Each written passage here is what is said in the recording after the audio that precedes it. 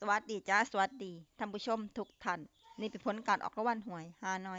ยเฉพาะกิจประจำวันที่22กรกฎาคม2569รางวัลเลข2ตัวรางเลขที่ออก5757รางวัลเลข5ตัวเลขที่ออก0905709057รางวัลเลข2ตัวบนเลขที่ออก1313รางวัลเลข3ตัวบนเลขที่ออก613613รางวัลเลข5ตัวเลขที่ออก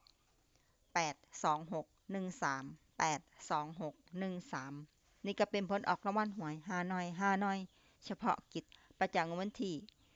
22กรกฎาคม2569ขอให้โชคดีมีชัยถูกหวยฮานอยเฉพาะกิจได้รับเงินกันทุกคนเด้อจ้าฝากไว้เด้อจ้าSubscribeกดติดตามและเป็นกำลังใจขอขอบคุณทุกท่านที่เข้ามารับชมและรับฟังแล้วมาพบกันใหม่ในผลการออกหวยฮานอยในเวลา 17:30 นาทีในฮานอยพิเศษสำหรับครั้งนี้ขอบคุณและสวัสดีจ้า